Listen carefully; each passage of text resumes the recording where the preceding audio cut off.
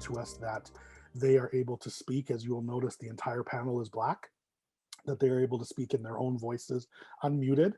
Some of the conversation will be harsh or seem harsh, but they are just their realities. And I would ask our white listeners and allies, which I use very loosely, to listen and learn and not be offended, to try to hear the value in the words as opposed to even the way that they're being said. Okay, so I'd like to hand off to our. Can I add one more thing just before we move forward? What has come out of breaking down racial barriers also is the fact that doing those 10 weeks with 60 professionals, which we had from across the country represented, we're writing a report that basically will be disseminated throughout the industry. And what's come from that report is a declaration. And that declaration, I'll let Ian dive into the declaration a little bit more, but we're doing an official declaration signing on Wednesday, which we are calling everybody that works in the industry. Doesn't matter if you work for an organization, if you're an individual, if you work for a company, that you sign this declaration. Ian, just give a quick little background on what that is. So the declaration is a 7-point summary, basically, of findings that will be compiled in the report. The report is much more comprehensive, but it's a beginner's guide to things that we need changed in the music industry as Black working professionals. These things are things such as the collection of race-based data. They are things such as tracking and public reporting of key metrics to basically figure out, percentage of Black employees, Black people in board positions, etc. Changes and realignments to hiring practices, HR departments, concepts like cluster hiring and open hiring, retention and succession tools for tracking sources of Black employee drop-off. Why are we leaving companies? Tools to make sure that we can succeed. So bringing new Black professionals into the industry, things of these sorts. So they're listed all on the website, BDRB.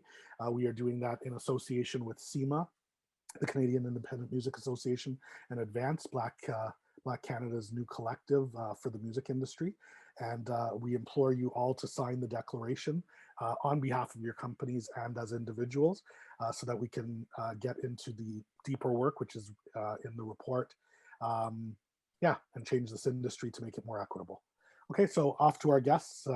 If you could each introduce yourselves. Yes, I'll start. My name is Reeny Smith. I'm from North Preston, Nova Scotia. I'm a musician, songwriter, producer, and performer.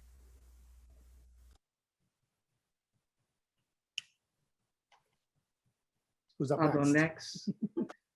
My name is Cazhhmere, born and raised in Halifax, Nova Scotia, Uniacke Square to be exact. Currently residing in Toronto. I'm a filmmaker, writer, director. Corey Wright, artist, songwriter, creative mind all around, trying to learn a little bit of editing and filming as well, trying to follow in the big dog there, right? Kaz, right? Like, for real. But yeah, I'm just me. Oh. I'm Owen O-Sound Lee, originally from Toronto, but moved to Nova Scotia 7 years ago, based out of Dartmouth. I'm an artist, musician, and music professional. And Delvina. I am Delvina Bernard. No, I'm not Dr. Harvey Miller. using his account today, and just want to let you know he's not the kind of doctor you can call if you're sick.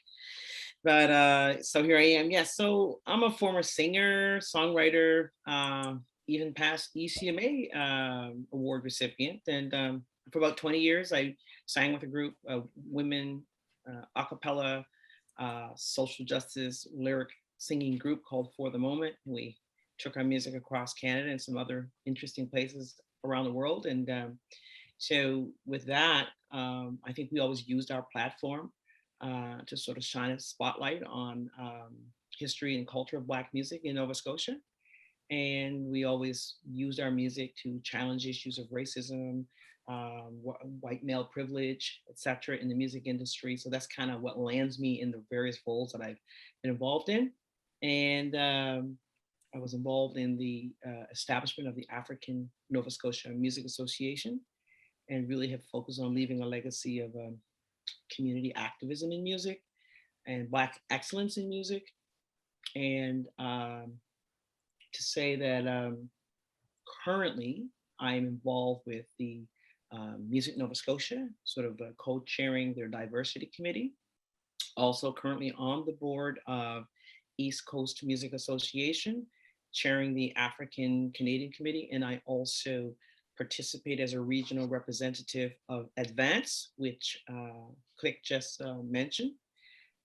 So those are some of my involvements, and I even do, I guess, creative consulting for the R&B, pop, urban jazz singer Zamani. So I have a lot of different hats as I come to this industry, into this community that stretch back 30 years and still involved now, but mostly interested in helping to put infrastructure, pave a way, and continue laying the foundation for the musicians who are there today, coming behind us, as we say, OGs, as old gangsters. Perfect, perfect. So as we have an hour and a half plus questions, we're going to delve right in. I'm going to start by talking about having an overview of anti-Black racism, and just trying to explain to those watching so that they understand in our own words. If each of the panelists could give me an example of any experience with racism that they've had. Obviously, the East Coast and specifically Halifax has a very storied history with racism. Anything from a microaggression to anything that you'd like to speak of, just so that we could get an understanding and create a base level. Reeny, you want to try? Sure.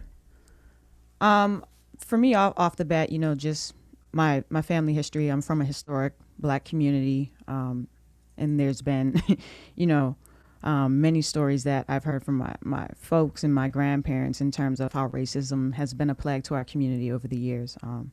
Me coming up in my generation and sort of coming into my own as a musician, the stigma about my community has always been something that I've had to fight against.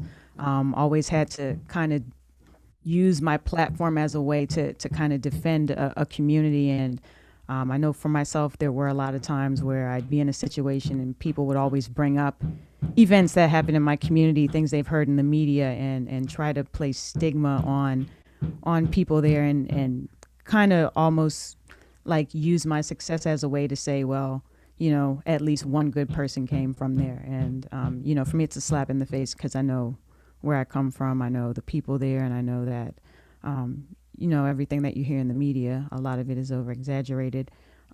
Sometimes a lot of the focus is on the wrong things. And, it's been something I've always had to worry about. There's also, when I travel out with a group sometimes, there's also times where I've seen people become intimidated in a way, as if to, tiptoe around us, or think that maybe could become a dangerous situation. People really just kind of assume things, and it's disrespectful. It's uncalled for, and it's just things that you have to deal with sometimes. And I've definitely had a tough time just trying to maintain my integrity a lot of the time, and just for the sake of my own reputation. But these are challenges that you have when you come from these historical Black communities, and people don't understand because they've never been on the inside. They don't know what it's like to grow up there. They only know what they hear in the media, and they make their assumptions. And unfortunately, when you're on the other side, when you're coming from the inside, it can definitely take a toll on someone. Perfect. Corey, do you want to take a shot at this? I'm kind of the same as Reeny, really. Like, I'm from Uniac Square, and it's, man, you wake up, you turn the TV on, you see a commercial about Nova Scotia. There's no representation of me. Being an artist, you go to organizations, you go chat with some of the people, there's really not no representation of me. When, like, you go into an office, there's nothing on the walls that I can relate to. And you have now, like, the last, year and a half, 2 years, and I appreciate, people wanting to wake up and stuff, but it's like, we've been screaming this at the top of our lungs for how long? How many artists stopped creating, stopped doing them because of, the situations and things that don't happen for us? Like, you can just start at the top and go right down the line at every aspect of the music scene, and it's kind of discouraging. That's really all I can really add, because Reeny summed it all up. Kaz? Yeah, I could give you a prime example of just blatant racism that I've experienced as an artist in Halifax. That is probably the prime reason why, what pushes me to do what I do and the way that I do it, telling my Black stories from a Black Nova Scotian perspective in the areas of industry and film that I work in. Years ago, I shot a music video in Halifax, down home, Uniac Square, for artist JRDM. He was going by Jordan Crocher at the time. I brought a whole film crew, much music, behind the scenes film crew, television access, media, all this attention to our neighborhood. My producer is a white man from Toronto. When we flew down to do the video, when he went to get the permits, because we were shooting all outside in Uniac Square, we went to go get the permits from the film permit office. He went alone by himself. And he came back and told me a story about how the white lady that worked at the permit office, when she was made aware of the location that we were going to be filming in Uniac Square, and he wanted permits for that, she was concerned for this white man's safety. Generally, she tried to deter him from filming there, and she had no idea why he would want to film there. And she thought that he was just a naive white guy from Toronto that didn't know that us people. She literally said, "Well, we don't go there." He said, "Well, who's we?" She says, "Us," blatantly to his face. And he's like, "Well, what do you mean, us?" She's like, "Us." And she's like, "Well, why do you want to shoot there?" And he said, "Well, the artist and the director are both from that neighborhood. They were born and raised there, and this is where we've come to shoot the video." And he goes, the look on this woman's face, she's like, the shock and amaze that the two artists and the music director, the video director, were from that neighborhood, because she doesn't, like Reeny and Corey were saying, they don't expect much from us, from the people that come from our neighborhoods. And she couldn't fathom the idea. She automatically knew that we were Black just because he said we're from that neighborhood. So to put an artist and a director in that mind state just didn't add up to her. And we shot this video on film. It wasn't like today's, technology advanced version of shooting a music video with digital cameras. This is a whole film crew, a crew of like 13, 14 people shooting on film, TV, media, all that stuff. So she couldn't fathom the idea that two Black kids from Uniac Square could be working and functioning at such a level. She just couldn't believe it at all. So much so is that she literally was trying to deter this white man from going there, because she feared for his safety. And when he came back and told me that story, I was like, you see, this is what I'm talking about. Because I warned him before us coming down from Toronto to shoot the video that he would experience stuff like that. He's white, he's got families that's from Nova Scotia. He's been there plenty of times. Said, "Oh, I know Nova Scotia." And you know what I mean? He's like, I work near Regent Park in Toronto. I'm not afraid of anything like that. I'm like, bro, you don't get it, but trust me, you're gonna get it. And that one incident, he was like, he couldn't believe it. You know what I mean? Like, this is the film office. That is the permit office. That is a government organization where your only job is to make sure that legally we have insurance and all the legal things that we need for production. It's not your business where we're shooting or why we're shooting there. But she felt so compelled to let this poor white man from Toronto know, listen, don't go there. We don't go there. She literally tried to stop me from doing what I'm doing without even knowing it. Like, trying to tell my producer, don't get those permits, go shoot somewhere else, you know? Wow. So. Wow. Oh, your perspectives. Wow, that's a lot to take in. I remember just moving here and I was introduced to racial profiling off the rip. I came to Nova Scotia driving my Altima with my tinted windows with my Ontario plates, and I was stopped probably 3 times in 1 week by the police in that first week that I moved here. And each time I was stopped was, oh, you took a left turn too sharp, or, there's a light out or whatever. But the line of questioning between myself and the police officer never had anything to do with what I was being stopped for. It was, where are you coming from? I see your car says you're from Ontario. Are you residing here now? What community do you live in? Are you going to North Preston? And it confused me because I didn't understand why each time I was stopped, it was essentially the same line of questioning, until it was made known to me that they were trying to link me to, I guess, some type of prostitution ring. And I just found that interesting, and even as an artist coming up in the city, there's been several situations where I do engagements in Halifax or around the area, and you don't get the respect you deserve until they realize you're the artist. Until they realize you're the performer. You'll walk in the venue and they'll kind of dismiss you or tell you to go over there or whatever until they see you on stage. And by intermission, their whole language and their whole body and demeanor changes, right? Or doing private functions for mansion parties and they stuff you in a closet and tell you to stay in there until it's your time to perform. A literal closet. I'm not just saying that figuratively. And it's like, okay, I could see that the racial discrimination that happens here is very covert. It's not in your face. It's very cunning. So the general public wouldn't be able to see it until you actually isolate the scenarios. Okay.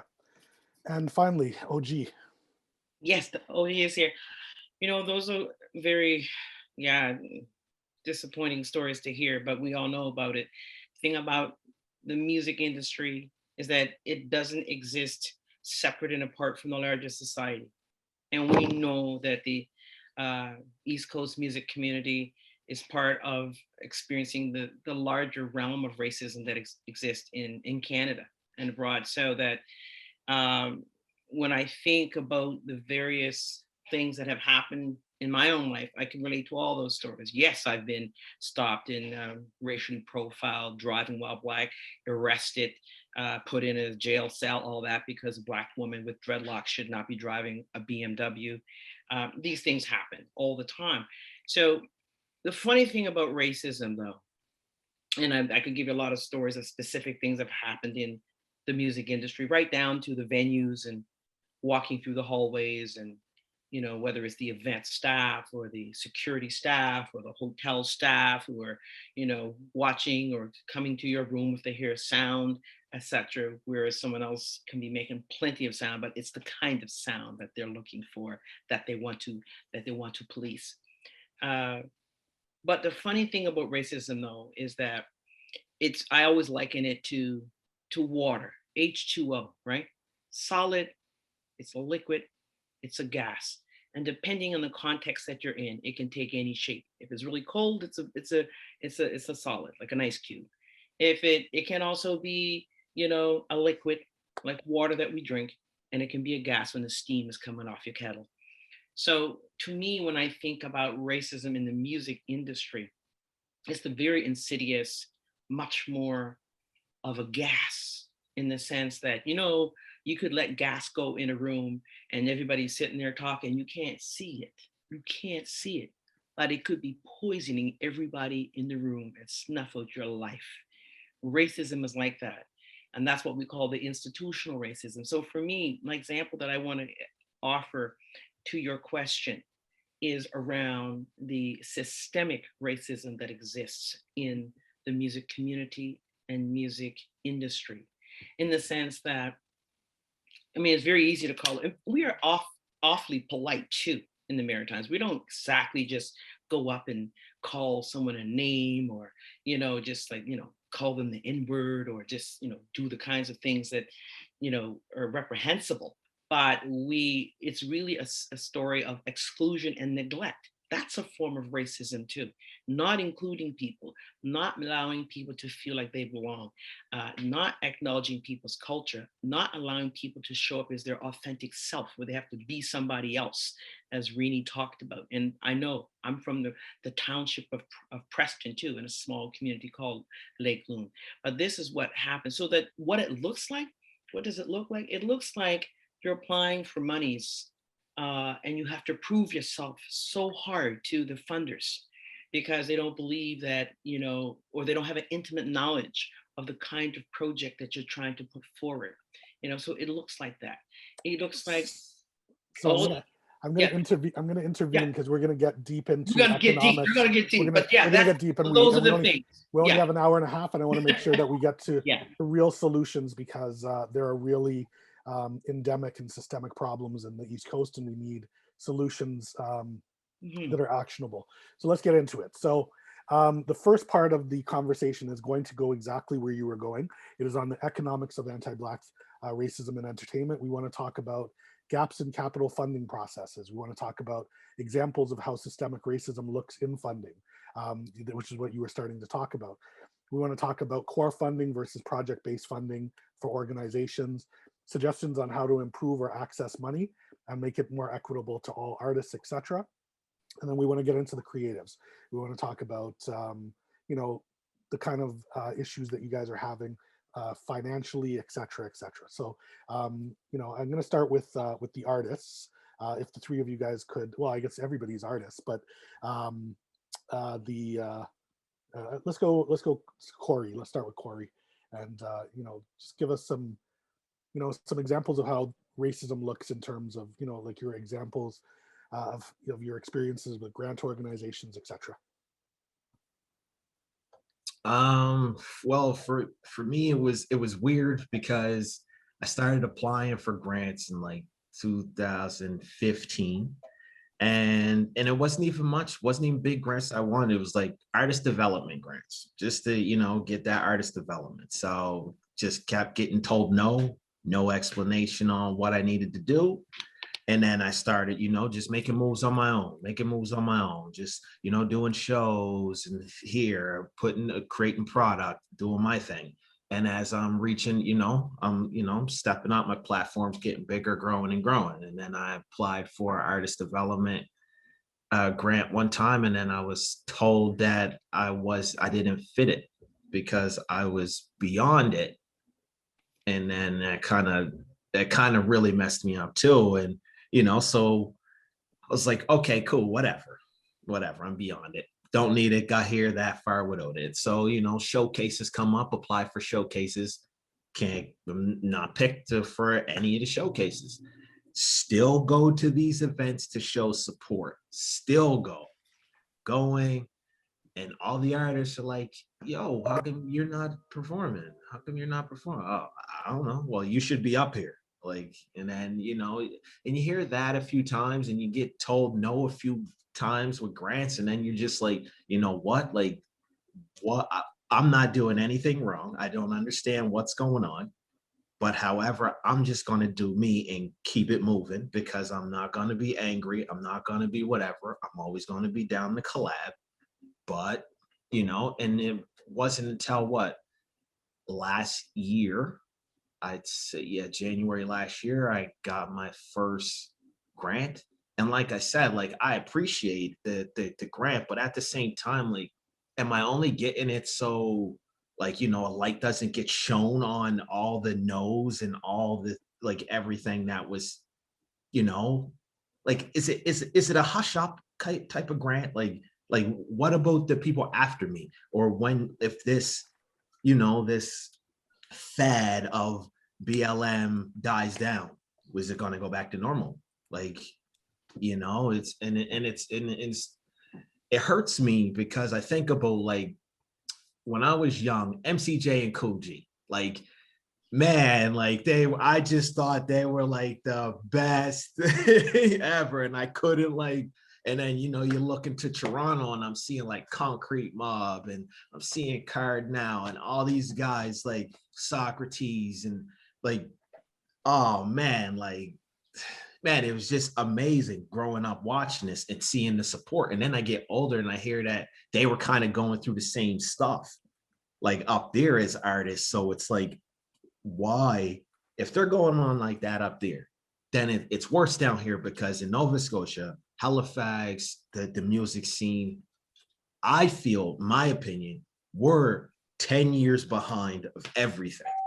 At least 10 years. And it hurts me because we have so much talent. Like hip hop is the #1 music in the world. Rap, most influential, biggest marketing, biggest dollars behind it. But I don't understand how a province can want the revenue but not the growth. Like it's weird to me. Yep, definitely.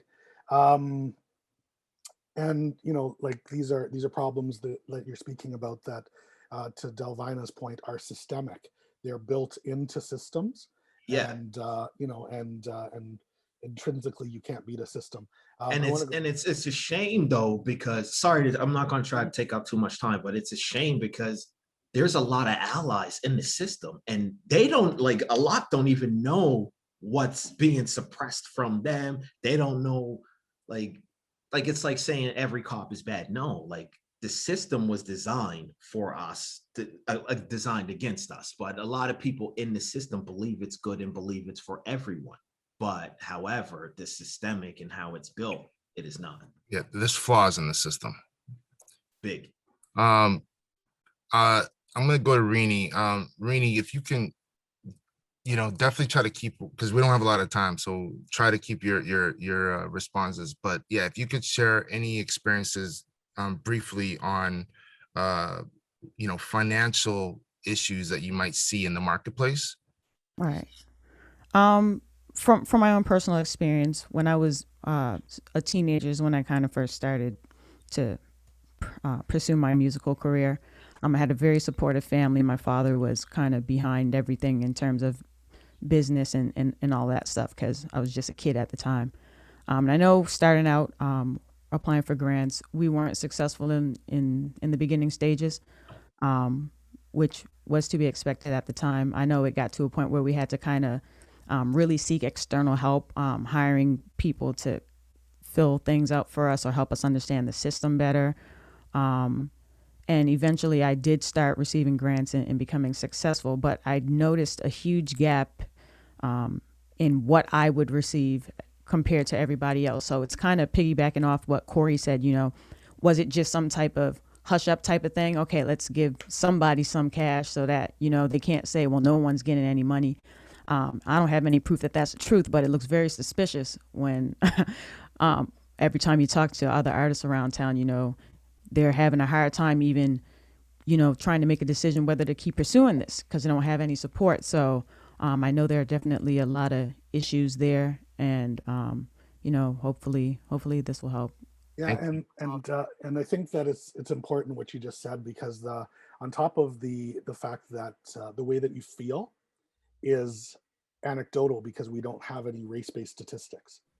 That is one of the critical parts of this. The other part of it is that these systems often reward the same people over and over and over. It's the same artists that get the rewards, or it's the friendly person who's light-skinned like me, or whatever that thing may be, right? And I just wanted to toss that in. I would like to hear from Caz for a moment. Caz, you know, you and me have had discussions, and especially from a standpoint of building infrastructure and building spaces. There's a real need for that. Maybe you could speak a little bit about the challenges that maybe you've seen and faced in regards to that process.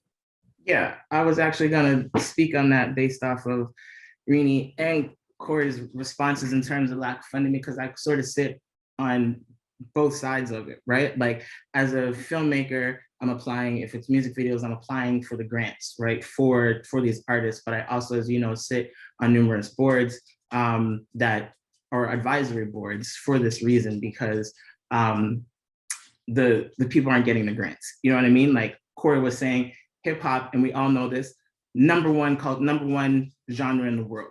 Hip hop dominates everything, and it trickles down. Hip hop is pop culture. You get what I'm saying? And pop culture dominates it all when it comes to the dollars and the cents of this industry. And for me, it makes no sense. And they know, they're aware of that, even in the East Coast, right? Because I sit on advisory boards, I see who gets these grants, and they know that hip hop and urban culture dominates, but they're giving them to just the white artists that are doing that same genre of music. And that makes no sense to me. And a big reason why I notice it is that sitting on these advisory boards, I see the grants, I see the applications that come in. And I notice that there is, like you're asking me, is a lack of resources. There's a big difference in the grants, the applications that I see from the white artists and the applications that I see from the Black artists, particularly in Nova Scotia. Which ties into like what Corey was saying, how like at that time, artists like, you know, Cardinal, Fischel, Ghetto Concept in Toronto's Black artists experiencing the same thing, but they had one up because there's more resources in Toronto for them. There were programs like Fresh Arts and all those things that were helping them to learn how to be up to par with those white artists that have all those resources, whether it's in school or after school or school programs or things like that, that teach them all the other things that come aside from just being the artist and that art that you present, because it's a business at the end of the day. You can be someone that sings good or draws good or whatever, but if you want to make a living off of that, there's the business that goes into that. And there is nobody that is teaching the kids in the Black communities in Nova Scotia how to do those things. And I know this firsthand because I see it being on the advisory boards. And even when I used to do music videos a lot more, because I do mostly film and television now, but when I was doing more music videos and applying for all the Much Fat grants all the time, I would constantly get artists from down home that they were applying for grants, never getting it. Then they come to us, my company, not just myself, but either my director or director with our company, RT, and our whole company. And most times, right off the bat, first time applying with us, they would get the grant. And a lot of that would just be due to the fact that we know how to put together proper packages for them. You know what I mean? And that was the missing tool, you get me? And so like what you're saying here is that there's no resources down there for these kids to learn to do anything when we know the talent is there, but there's nobody nourishing that talent for them. But all these white kids in these white neighborhoods are getting that nourishment, whether it be from the schools that they go to, that the programs around them, or just they just naturally have those resources because of the privilege, you know. Sorry to interrupt you, but if you can go a little further, because one of the areas that I'd like you to address is the program element. In terms of building, because I know that you were involved in trying to bring like Remix, for example, to Halifax, and had some challenges in like talk about the need of actually having those type of infrastructure and incubators in the East Coast, and what it actually takes for those to be sustainable spaces financially. And is there, you know, what are the challenges and obstacles in creating those type of things? I mean, in order for resources like that to sustain, you know, if we're talking with primarily, I can only talk about my experience with the Remix project, because, you know, throughout my career, I come down to Halifax. And when I speak on panels and things like this, a main question I get asked is, how do we get a program like the Remix project in Nova Scotia, particularly in Halifax? And the main thing I say is that, you know, when we're talking about financing, you know, this, like the Remix project, the money comes from two different places. There's private, you know, companies and stuff, you know, big name companies, Sony, music, all that stuff. But a large chunk of it all comes from the country itself, the government, from all sectors, municipal, provincial, and federal. And it doesn't work without all three of those. You know what I mean? I don't care how much money Drake from OVO puts in, and Sony Pictures, and, you know, whatever record labels, without the municipal, the provincial, and the federal government, Remix project would not be able to exist and sustain the way it is. You know what I mean?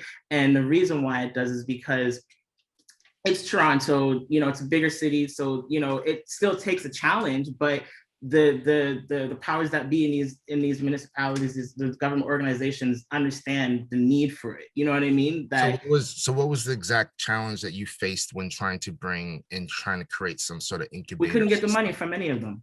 Okay. Plain and simple. When the first time we brought the reason? Remix project down there was what, 3 years ago now. We were actually supposed to bring it back again last year for a workshop. Is that we so RBC Bank gave Remix in Toronto this funding because everyone now knows the Remix project, the incredible things that can happen when you have programs like this. They gave Remix some funding with the initiative to start to go national, because Remix project is just available in Toronto, right? So Remix decided that, start to feel it out, plant seeds. They picked 2 key cities, Vancouver, Halifax, for main reasons, and I'm not going to get into that.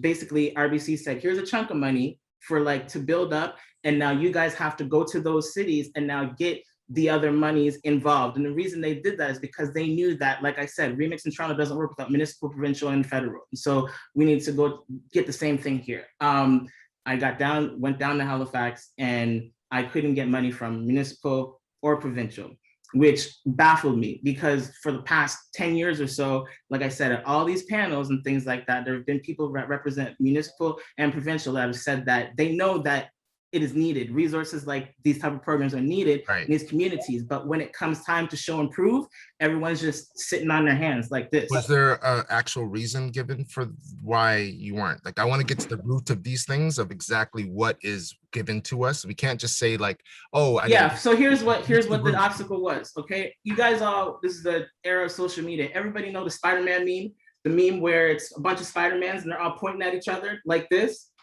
you're Spider-Man. That's exactly what happened. So we go to the municipal office, and they're like, yes, this is amazing. Halifax need this, and we see the work Remix project does. We absolutely need this.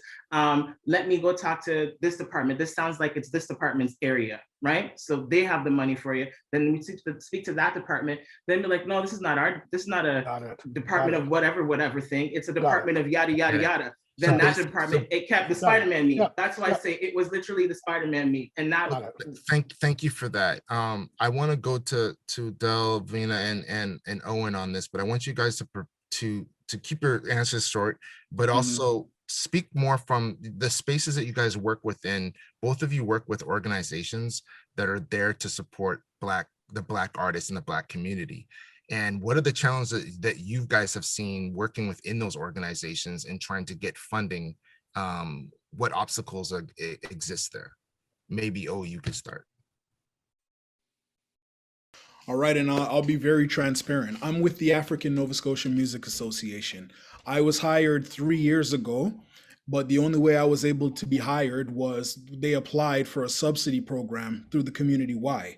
And through that subsidy, they were able to bring me on as a full-time position, because ANZMA itself did not have enough operations funding to sustain a position. So with this subsidy alongside ANZMA, they were able to hire me, the program coordinator. That subsidy ran out 1 year ago. So what ended up having to happen is I still operate at the same capacity. I'm still doing the work, but I had to take a pay cut in order for the position to continue, because we apply for funding every year, and typically we get just enough to keep the doors open. Even though ANZMA as an organization has been around for 20 plus years, we've put on numerous showcases, and we do so yearly. We host several sessions, several workshops, school tours, and we do so on a yearly basis. We put a lot of artists on stage and give them opportunities to perform and find opportunities for employment, many who are in this Zoom call right now. But whenever it comes down to applying for funding, we have to prove our viability as an organization. And this is a year end. Every single year we have the same process. And every money that we do get, we try to give back to our community, back to developmental initiatives, back to employing, right? But it's kind of like trying to suck water out of a rock. There's only so much funding that we're able to access, and we do as much as we can with the funding that we have. Thankfully, I will say that, CCH this year has taken up the torch in a sense, and they've taken up our challenge to actually try to revamp the organization and have, kind of started to journey with us this year to see if there's ways that we could develop and actually turn ANSMA or take ANSMA to a different level. But it has been a bit of a struggle over the past few years. Before we go to Delvina, I want to say a couple of things there. So this is a call to action. I'm speaking directly into the camera so that you can hear me, federal, provincial, and local. There is a very, very critical need, because what O is talking about is core funding. And I'm sure Delvina is going to speak about this in a moment. But the other point that I want to make from what he said is that Black people have to make a decision between themselves personally and their community. He had to take a pay cut in order to ensure that the program could continue, or don't take a pay cut and your community doesn't benefit from it. Delvina.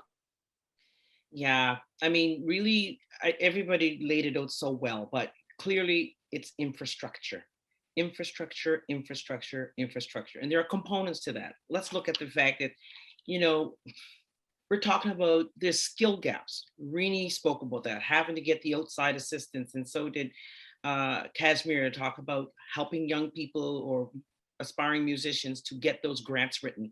So we can't ignore that there is a skill gap. If there's an educational gap in our society, there's going to be a skill gap when you go to write your grant.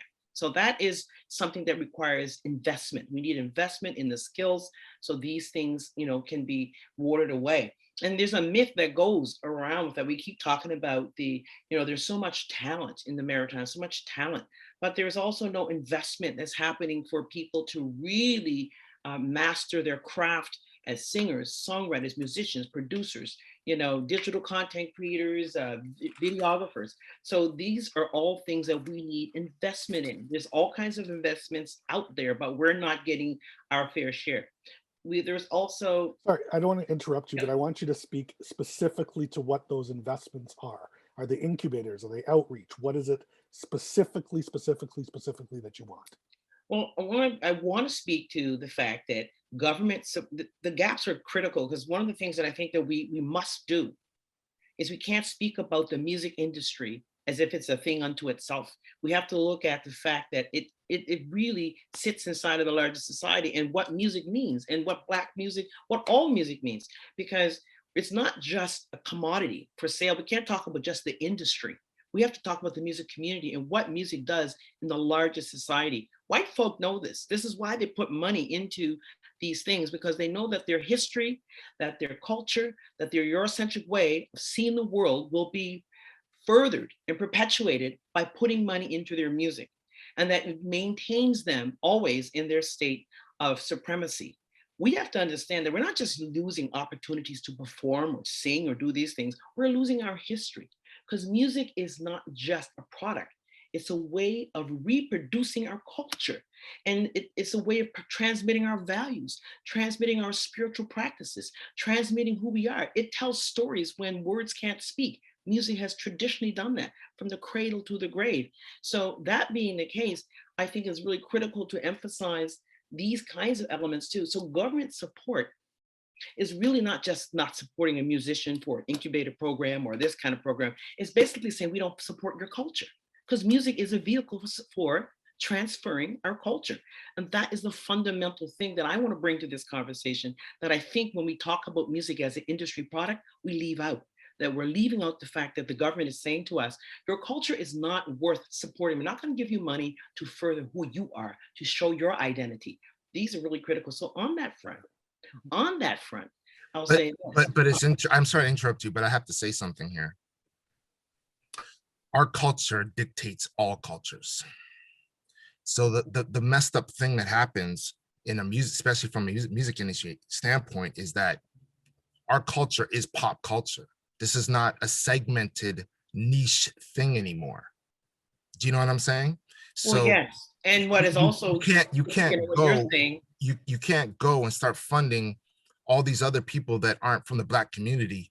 That's right. The appropriation. They're living our culture without us having a control of that culture. Because then what does that do? Yeah, not for us without us, and exactly. Also for us by us. And on that front, I will say this, Click, is that the lack of government support by the funding organizations really is what keeps our music community from growing. It absolutely is. And in fact, when I think of Advance, Advance is probably, in my whole 30 years of being involved, is the only example I've seen that defies the way government has neglected and worked with the Black community, because they would rather give money to someone else than to us to develop ourselves. If they don't believe that it's for us, by us. So that every time we want to go and seek funding, we have to do a major song and tap dance to convince them that we know what we need for our community. There's been a complete history of a lack of support and funding, and even the funding that we get and are going to be getting is nowhere near what is needed, nowhere near what other organizations are getting. So I really point out the fact that the cultural departments within this province, and I can't even speak about the other provinces where the Black community is so small, whether they've even put things together, that they don't trust us, that they do not trust the African Nova Scotian community. I'm speaking largely from the location here in Nova Scotia, to be able to run an organization and have the legs underneath. Organizations like the African Nova Scotia Music Association should not have existed for all 25 years with no core funding. And I won't stand on a soapbox and give all kinds of praises that some money is going to come now, because I think that would inflate throughout what has been done. To be quite frankly, I think that we are taxpayers. This is not a foundation giving us a handout, a hand up. This is a government organization, and the last time I checked, no one was exempt from paying taxes. So this is really critical. We gotta move, Delvina. We gotta move on, or else we're gonna lose entire topics. But to Delvina's point, the Black community needs an opportunity to fail the way that white people get to fail all the time. You need to trust them with the funds, and Kaz, you want to jump? I think is your hand up. Yeah, no, I'm agreeing with you saying Yeah, that you got to trust them to fail. How many white companies they giving money to that have failed? You know what I mean? Like tons of them. And I have love for the Remix project, but Black run and Black serving organizations, but especially Black run organizations, need to be the course of action. We can't, having conversations about the community without the community is fruitless. Okay. Let's jump into part two. Let's talk about part two. Let's talk about anti-Black racism in the media and the effect that it has on you guys. The misrepresentation biases. We're going to go through this super quick because we all know what it is, but we need to say it out loud. And this is specifically in the East Coast. In the East Coast. And I want to reiterate that many of the panelists here are from Halifax, but these problems are systemic, and so they are reflected throughout the coast. How do we get here? Is it representation in the media? Systemics, I mean, obviously we have a history in Halifax and in the East going back to the 1600s. Do we need people on TV? Do we need people behind producers, journalists, etc.? What are the gaps out there in the media? Can we start with asking the question, do all of you see yourself in the media in the East Coast? Is there journalists? Is there radio announcers? Is there people that own any publications that are Black? Can anybody speak about that?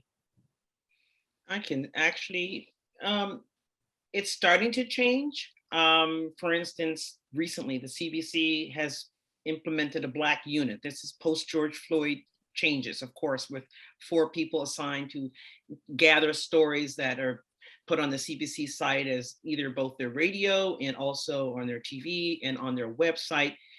That's a first start. But in terms of entertainment media, which is largely the Coast magazine, they do cover Black folk, but there aren't that many Black journalists. And there is a skill shortage. In fact, right now, Black community is in a dire situation that there's so much of a demand to try to have Black people present in various organizations. We do not have the pool of inventory of human resources to even fill that. But there are more and more stories coming. But yes, do the negative stories get to outweigh the positive ones, or do they get expanded and exaggerated over the good stories? Yes, you'll find a footnote of a good story, big spread for the bad stories. That is unfortunate and that is real. And then that colors how the music industry responds to people as well. So to that point, I want to ask about decision makers, but Corey, I want to jump to you and I want to ask you how do you see yourself portrayed, especially as somebody from a certain area in the media in the East Coast? See, right now, I feel it's kind of like borderline with all the awareness and stuff. I feel like people are starting to see me, not all, but some people are starting to see me as a person and not just like a melanin based problem. But to your question, like, you got Kaya Sparks, you got a few people like doing media, but like the anchors, you look on CTV, you look on, like the radio stations. When you start at wherever the radio station, the scanner starts, what, 88 something or wherever it starts, and you work your way all the way up. There is not one station that we can go put it on and that's our heartbeat. There's not one station, but you have numerous, whatever, like I said earlier, the commercials, whatever. But that's why, me and a few of the artists and, promoters and other collectives are putting together a collective, Atlantic Canada Music Collective, and it's going to be focused on the hip hop culture and other genres and stuff that are getting left behind, that are not being, man, sorry, it's really a touchy subject, bro, because like, what I mean? I just think about all the times told no, which made me fueled my hunger. You know what I mean? It fueled my hunger because I'm not taking no no's. It's like, no, a no to me just means, okay, not a yes right now. So we're going to build our own. I don't like I said at an interview before, we don't want a seat at the table no more. We're building our own table. We're building our own table. We're building our own building. Andre, can I just jump in for one moment to say that one of the things that you have to keep in mind too is that we can't just be pulled off of the street and put a microphone under us and become people who can report on what's happening in the Black community. People who have these jobs, they've gone to journalism school, broadcasting school, communication school. So it all goes back to that we have to do the investment early in to be able to, like, when we say things like we want Canada to be able to send a soccer team to the World Cup.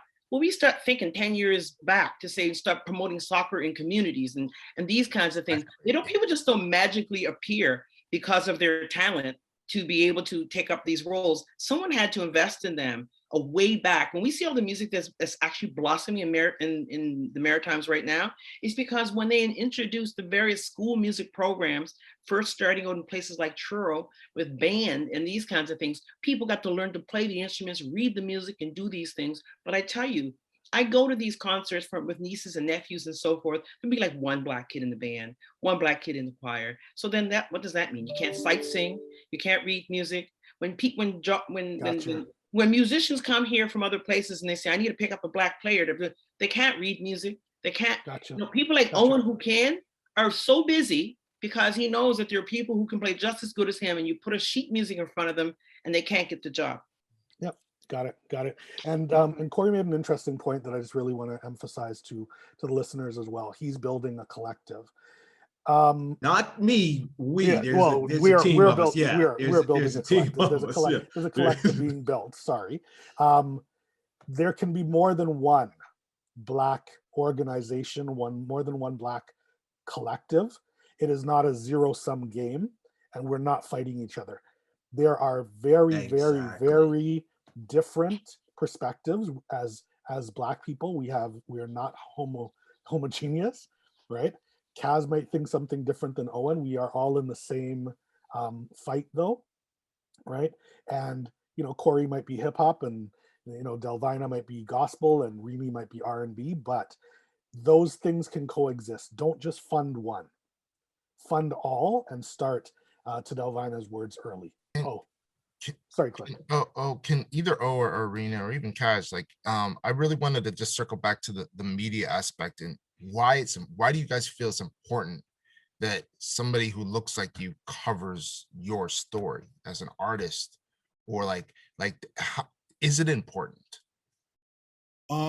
I just want to say this is where institutional racism is very strong, because till Delvina's point, a lot of these people who are in these positions of media got there out of school.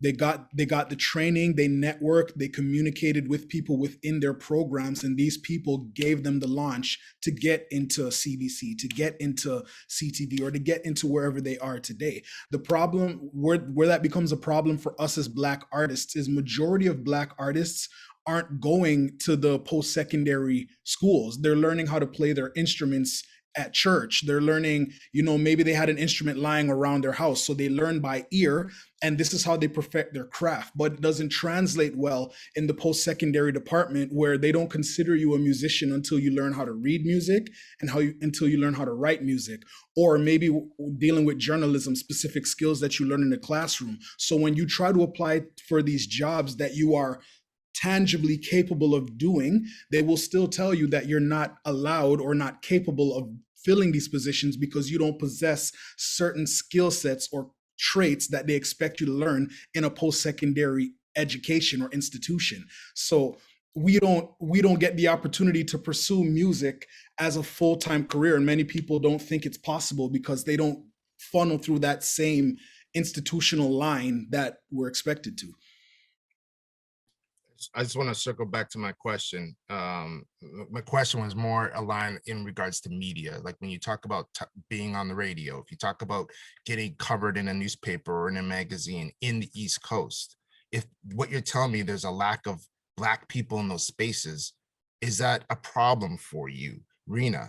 Like having your story, what the songs you write about, the stories that you're singing about, does it matter to you? Do you feel like your story and your branding of who you are and what you're trying to tell and how you want to be perceived is properly being covered? I think it is being properly covered only because I make sure that I speak clearly about who I am as a person and how that relates to me as an artist. I've done interviews and media segments with Black people and also white people. What I can say is that there definitely is a difference in the way that I feel that it comes across. Just, when I'm in an interview, I want it to be more conversational. I don't want it to be like, you have a list of questions and you just ask me based on what you want to know.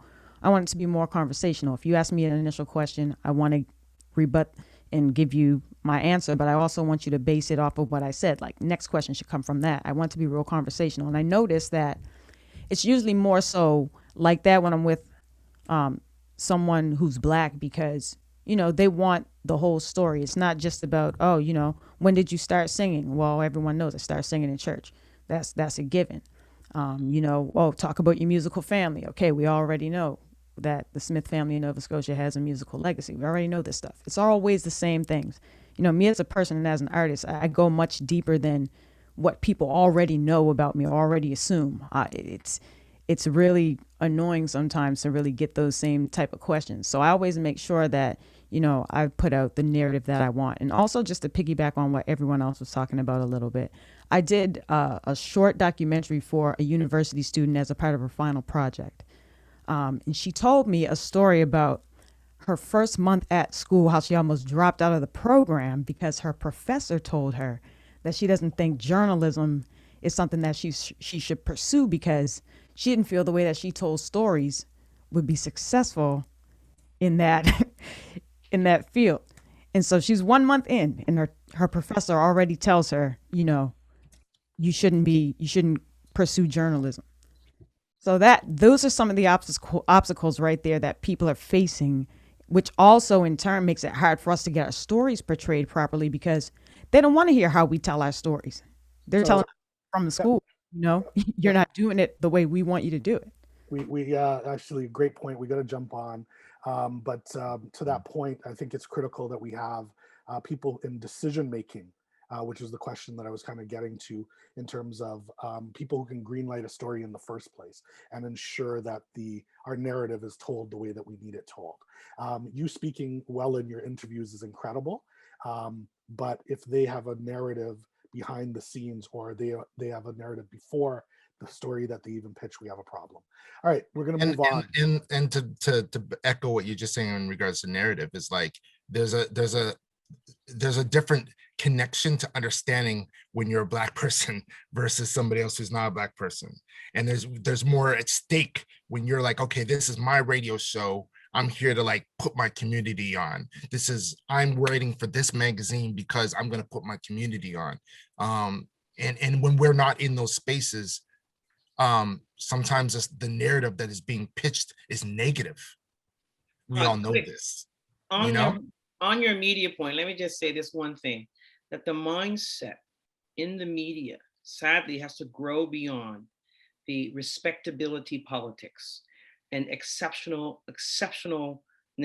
politics, so that the Owens, the Reenys, you know, whomever, the gospelers, or even whomever, it's always been, oh, wow, you're such an exception. Oh, wow, you're such a respectable person. And tell me, like, how did you come up out of your dire situation to make it to this? Yeah. So, you know, so it's an exoticizing, you know what I mean? And fetishness. And that mindset is a form of racism also. Exactly. It basically says, you guys did something, there's no others like you. You guys did something exceptional. Well, we could probably go home and get 10 other people just like us, right? And they wouldn't believe it. So that is also the problem with how the media portrays, which is why Reeny is so correct to say, stop giving me the shallow questions, right? I'm deeper than that. Talk to me about my creative process. Talk to me about my ideas of the world. Because like, as musicians are people who have traditionally have had a profound impact on changing social ideas. Talk to Reeny about that, because I'm sure she'll tell you. So this is what we have to challenge the media to do, to stop putting Black musicians in a box that they are an exception to their race. And we know that'll, because it's just basically an updating of exception to your race kind of mindset. Yes, thank you. The next area that we're going to talk on is a very important area, because as we all know, COVID and the Corona world has put the live industry upside down, but it's still a very important area to talk about because it's a livelihood. It's one of the most important areas of the music business, is to be on stage and do shows. But it can be very challenging if there's obstacles put in front of you to even get a show or to do a show. So, we'd love to dive into this conversation in regards to what type of prejudices and racism are based on the audiences, the music genres, feeling unwelcomed in establishments, representation or lack of managers or owners or promoters in these spaces to help make live even exist. Is there actual stagehands, roadies, all the different people that exist to make a live show work? Do they exist in the East Coast first and foremost? Somebody want to answer that? They want the artists to come, but they don't want the artists to bring their fans. It's kind of very much the same way as like they want to play our music in the clubs downtown, but they don't want the Black people to come in to listen to their own music, right? And why is that? We're too loud. We don't drink enough, so it's not good for their bottom line. These are all the stereotypes, that come with having a Black patronage in these establishments for live music. There's also the, historical fears of Black people, white folk not feeling safe in the presence of too many of us in number. These are all the stereotypes that are there. That is changing significantly, we know. And there are many people asking who want to do better, who are trying to do better, asking us to help them to do better. And a lot of the times they're, sort of lone soldiers, and I think we are going to get there. But in the meantime, and they're also sometimes those people who are reaching out are afraid that if they take a risk and it doesn't go well, that then they get negatively sanctioned by their peers and say, I told you not to have those folk. Owen, Corey, and Rena, have either of you had any challenges in trying to hold your own shows? Outside of your community, trying to bring stuff to a larger audience, like trying to book a venue or doing those type of things. Is there obstacles there? Or is it pretty easy? No, huge obstacles. It's like I said, now, it's probably easier because people are becoming more aware, more woke, and the allies are really they're really here. And it's you know what? I'm not racist. I didn't know I was doing that racist behavior. I was ignorant. but now I'm here, I'm willing to learn, I'm willing to share, you know, my platform, whatnot. But yeah, before this, yeah, like, bro, I would go try to book a venue to put a show on, and then they tell me no. So I'll be like, all right, cool. But then I get my Caucasian buddy to go book the show, and it's booked. And that's how we did it for a few venues. And a few venues, like, you know, like sometimes I'd get the answer like, oh, we don't do hip hop here. All right, cool. And then I'd send my buddy in. Which is crazy, because hip hop is so huge. 100%. It's the biggest thing in the world. 100%. And I guarantee you, whoever owns that venue can't tell me they don't know a lyric to a rap song. I guarantee you, if a Jay-Z song comes on, or if they're in their car, I guarantee you they rapping along. You know what I mean? So there's definitely a blatant racist there. Reeny and O, can you speak about the festivals?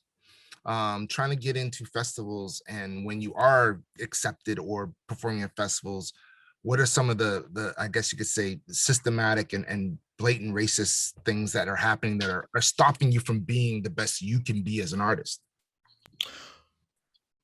Okay, I was gonna say if Reeny wanted to go first. Yeah, sure. I could speak from ANSMA's perspective. You know, I'm gonna echo what Corey is saying. With this whole wave of, you know, racial reconciliation happening within the media, you see a lot of people taking a reactionary approach where it's like, okay, well, this is a problem that we have to address before it gets too out of control. But prior to this whole season, you know, even things like when ANSMA, we do our Black Vibe Showcase in partnership with the ECMAs and with Music Nova Scotia twice a year.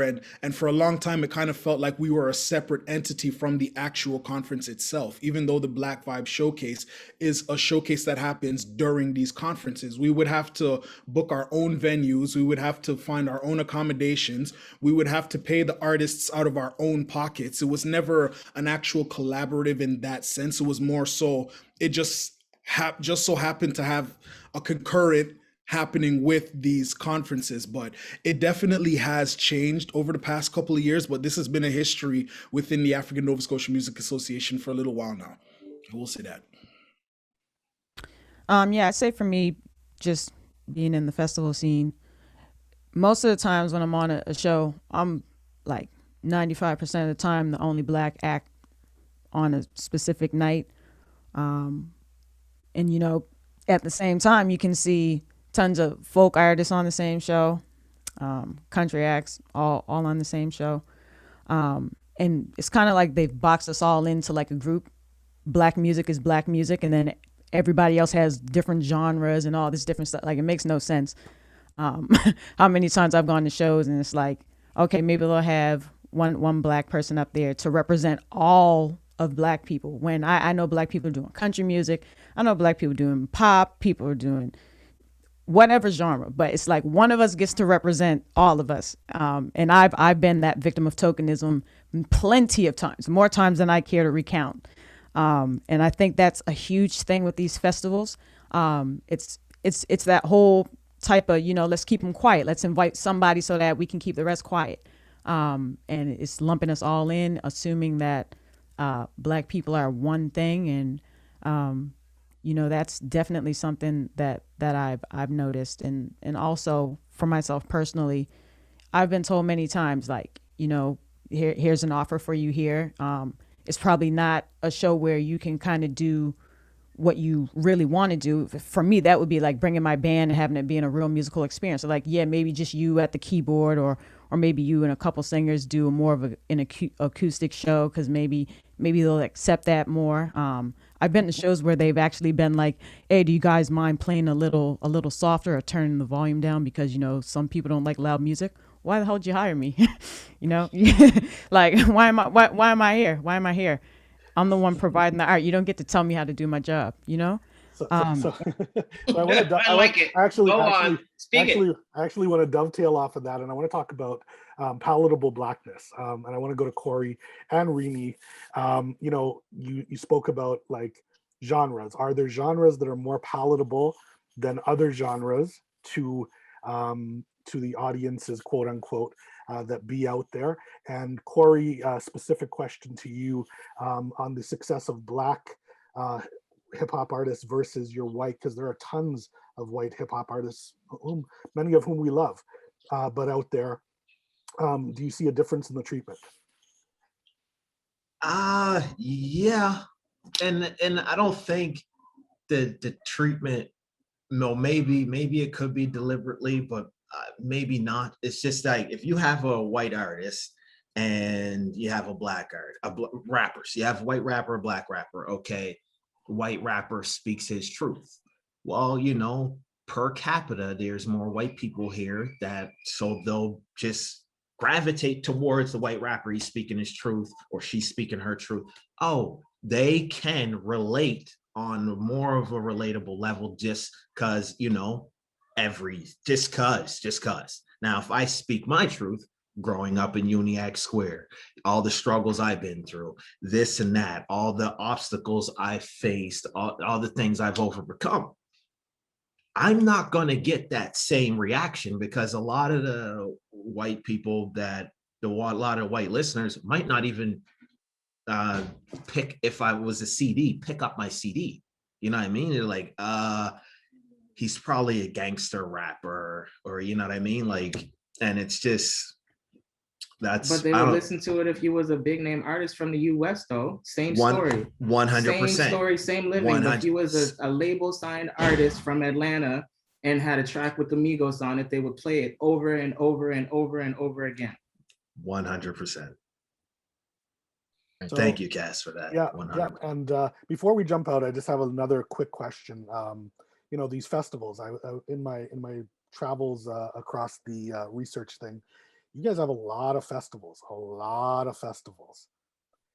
Are Black artists being hired on these other festivals that are not just the jazz festival or this festival? You guys have probably challenging Toronto for the most festivals I've ever seen in a space. Lobster Festival, that festival. Are Black artists being hired on these festivals? Cover bands are being hired. You know, if you're a Black cover band and you make popular music, then yeah, you'll definitely get hired to the Lobster Fest or, you know, down Digby or whatnot, so that you can sing a bunch of Marvin Gaye stuff and Stevie Wonder. But they're not gonna let you come in and you know, do a hip hop set or do a rap set. Like it's really, it goes right back to, I think I heard someone mention tokenism and basically palatable Black music. Like a lot of these festivals want to feel good. They want the type of music that like they could leave and not feel guilty about. But when you start getting into certain other genres, they really will shy away from that. One of the other points that can't be ignored is that sometimes racism isn't the sole motivator, that sometimes it's about racism versus economic nepotism. So like you in a small community where the economic base is small and someone's programming a festival or a concert, it's like, oh, let me hook up my fourth cousin from Mabu or from, you know, this place or that place. And they're just doing the old boys network more than, and then when you use that kind of way to screen who gets into a festival or into a venue, and then you start to look at who's on the lineup, then you realize that, oops, I contacted all the people I know. And if you only know people like you, then that's who's going to get programmed on the event. And so then if you ask those folks, did you think race was a consideration? Well, I'm not racist. I just picked the people that I knew. So that happens a lot more than we realize. And I agree that we do have this whole palatable, you know, aspect that is present. And yes, the Elvis complex does still happen, and the Justin Bieber thing still does happen. That I've gone to many events and showcases, etc., where, like, you know, most of the rappers are I mean, the cultural appropriation of our art and of our style, and that is mostly these young white guys who are making beats in their parents' basement, and they're coming out and they're having their ciphers, and this gets supported and funded big time. And like, this is, I can think of so many young, I went online the other day, I'll just say this, and look, this young fella named Kiki Beats, who is a part of the CBC Media Project, who makes a lot of videos for, and he's from North Preston. Yep. A lot of videos for the young hip hop people.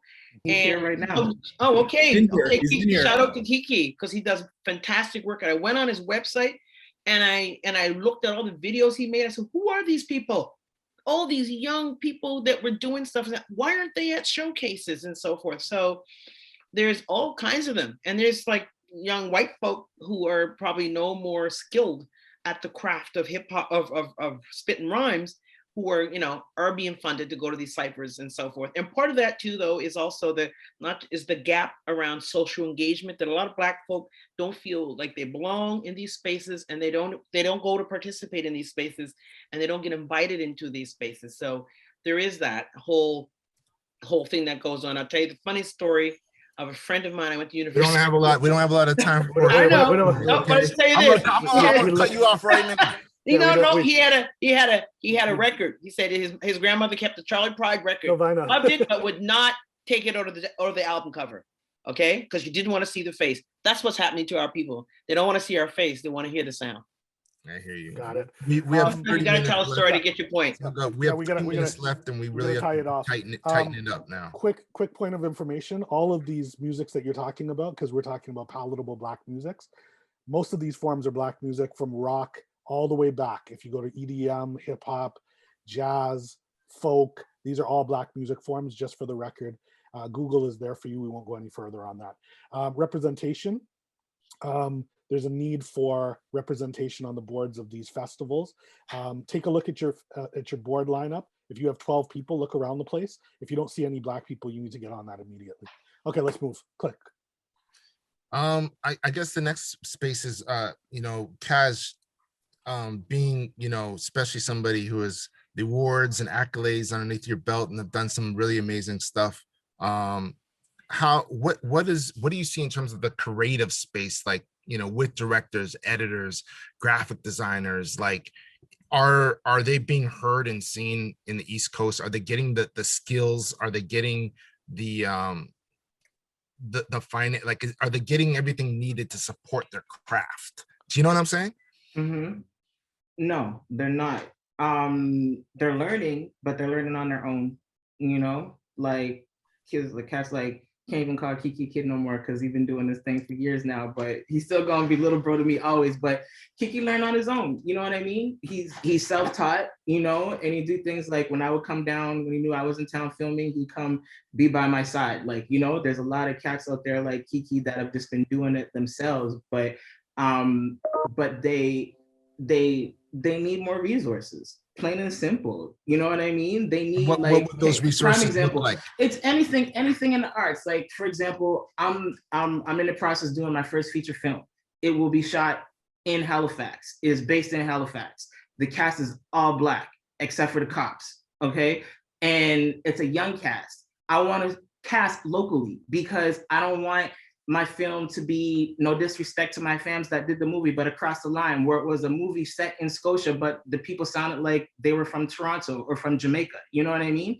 It don't make no sense to me because that doesn't happen in other Black films. If you watch a Black film about Jamaican Canadian culture, they got Jamaican Canadian accents. You know what I mean? You can't make a film about... It actually does happen because they always cast Americans, but they cast Americans, but they at least try to teach the Americans the dialect, right? They're saying all the Jamaican slang and stuff like that. Dude, and across the line, you don't see none of that. You know what I mean? My point is, I want it to be as authentic as possible. My challenge is, the main cast is all kids, teenagers. There's no teenagers down there that I know they can act, but they don't know they can act. You know what I mean? Because there's no resources down there to do that. And so my challenge is, what do I do? Do I like Ian was just saying, hire a bunch of American actors and try to teach them a Scotian accent, which like they did, and across the line, that's not what I want to do. And I'm obviously not. My plan is I'm going to put on a bunch of acting workshops. You know what I mean? Because there's a lack of resource down there. So I'm basically killing two birds with one stone. And we're supposed to actually start doing it last year and this year, but pandemic. So it's being shifted, right? But I'm going to put on a series of acting workshops where I'm bringing down Black actors from Canada and the States to do workshops and providing a needed resource, but also see what kids got some talent. And I'll probably at least find half my cast from these things. Because like we said, the common theme here is we know that the Black Nova Scotian community has talent, immense amount of talent. It's just not being nourished. And why it's not being nourished? Because they're not providing the resources for them to do it. So they don't even know that they can do it. Plain and simple. You know what I mean? All panelists. Sorry, Click. Go ahead. One thing I just wanted to add to that is, and this is me speaking, to everybody watching, is you might be hearing a lot of things right now that are very like, okay, we don't have this, we don't have that, but you have to look into the deeper conversation here. And one thing you have to realize is this: Black culture makes money. I was going to say that. So by putting resources and putting your support into the Black communities in the East Coast, throughout the East Coast, will bring more economics back. But that's the deeper issue. I'm just going to be real. They hate us so much that they'll even allow it to affect their pockets. And if there's one thing that history has shown us that white people love, is money. Okay, and they hate us that much that they will literally allow it to affect their pockets. It doesn't make any sense other than you don't like us, plain and simple, and you have no interest, and you have no interest in bringing us along. You know what I'm saying? That's the blatant racism that exists. That is the blatant racism. And what I'm speaking to, and who I'm speaking to in this space right now, is individuals that actually want to make a difference and change in a more equitable and diverse society that you want to live in.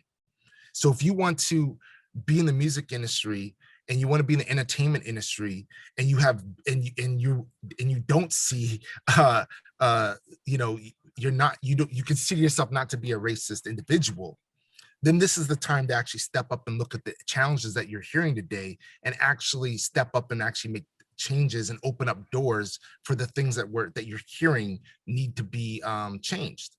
And I just want to make that statement. Yeah, this conversation needs to be broadcasted on like something like public broadcasting, you know what I mean, where people are forced to listen, because most of the white people in here, most of the white people I know in here are those people that we're talking about, and they're already doing the work, you know what I mean? Like DJ IV in here, and he's been trying to get an incubator like the Remix Project off the ground in Halifax for a couple years now. He keeps getting denied the money, and he's white. Right. But because he's trying to do it for like Ivy's an urban DJ, so they just look at, oh, but you do that Black stuff, you know what I mean? Now we're not interested. But I bet you if Ivy was trying to do a folk music workshop, he'd get all the money. You know what I mean? Well, let's move to the next topic, Ian, sure. and we'll circle back on how we're gonna fix these solutions. Okay. So frustrating. Okay. Let's talk about the artist space. There's a couple, all of you guys are artists. Let's just talk about the systemic barriers that you guys are facing, the lack of infrastructure in terms of like, are there record labels out there, industry associations? What has your experience been with DSPs, with digital service providers, et cetera? Like maybe you could give some insight into what's needed there. Like as an artist, also just being an artist, like I was an artist at one point, so I understand like the creative process in your head and in your soul and in your spirit to create art. But when all the odds are against you, how can you really be 100% who you and what you want to put out into the world? You know what I mean? And so I would love to hear like, what are those odds that you feel are maybe, obviously not putting out the fire, because fire's deep in us, you know what I'm saying?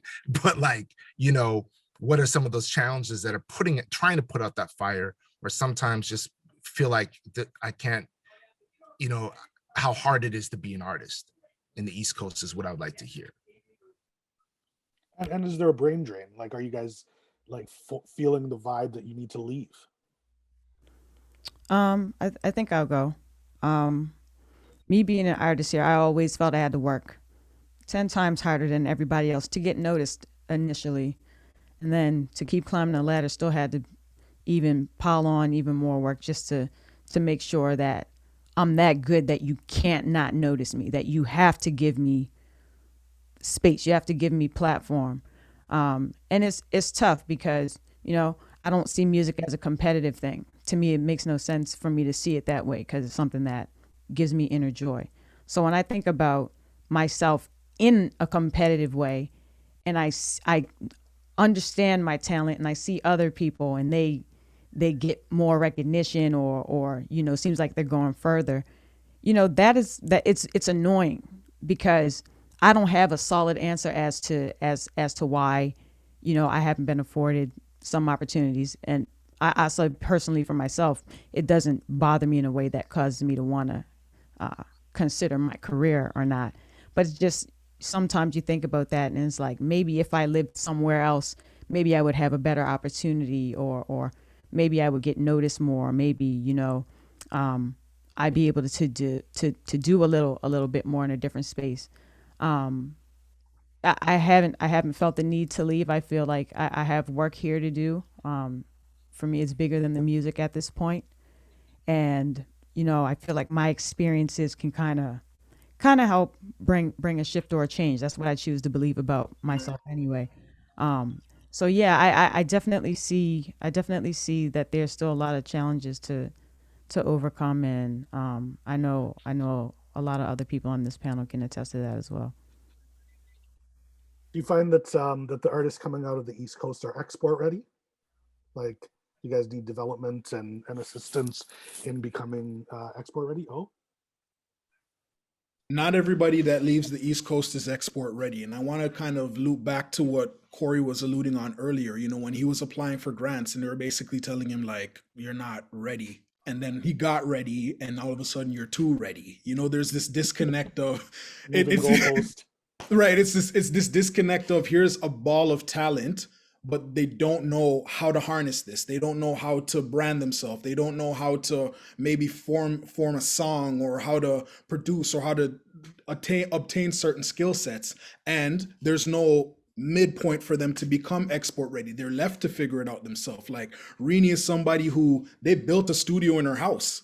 You understand? And she hit the ground running and perfected her craft. Same thing with Kiki. He's somebody that had built studio space in his own house. And what you have are a plethora of artists here that are just trying to figure it out on their own. And because they feel the sting of segregation within their own community, they don't necessarily leave here to chase opportunity all the time. It's more so, I don't feel welcome on my grounds. So I want to go somewhere else where my music is more palatable, or my music is received, because I don't feel like it's even being received in the home that I'm from. So it's not necessarily that they're always export ready. It's just more so, I think I'll have a better shot being elsewhere than on my own turf. Corey? What does export ready even really mean? Most of the times in the Maritimes, it's a group of festivals and showcases that they've decided should be on a list to be funded. And sometimes those events don't even include our kind of music to the degree that uh, it would. So like, if we were to generate our own list of Black events globally, you know, that would really change the game, because I know from years ago in my day and watching the younger people today, and working with an artist who was going to a festival called the Roots and Soul Festival in the Caribbean. It was like, whoo, I was told that the application for travel was a squeaker, because it was hard for them to believe that what could you possibly get out of going there? I mean, like, well, of course, then at the end, there was like people like Estelle there. There were people like old G's like, UB40, or all kinds of people. So there were all kinds of contacts made, and things that happened, but then COVID happened. But I'm just saying, export ready is in itself a biased terminology that sometimes disenfranchises a lot of Black artists. So that's a critical point. Thank you. Actually, I just want to dovetail, Corey. I'm going to let you continue this question too. As you speak of festivals, and in this time after George Floyd, where there are a lot of boxes to check to get grant funding, etc. Do you find that festivals that have not picked up Black artists are picking up Black artists all of a sudden tokenistically to check off boxes and then continue on that path? Yeah, 100%.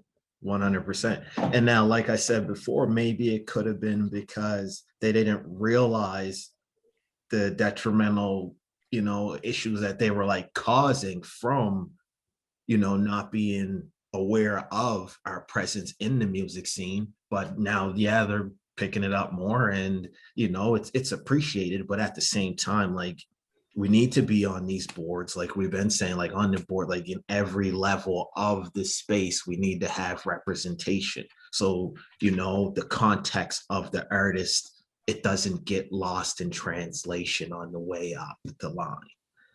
And but to go back on what was the last question? I like to touch that really super fast.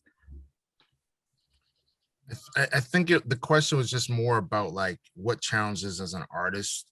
Okay, yeah, Trying to be creative. Yeah. And also like I would love for you to maybe speak about this. I don't want to pass it around because we don't have a lot of time, but team, like how easy it's to actually establish a Black team for yourself out there. And team is like a manager, a lawyer, a label. Like, does that, how easy is that to even establish that?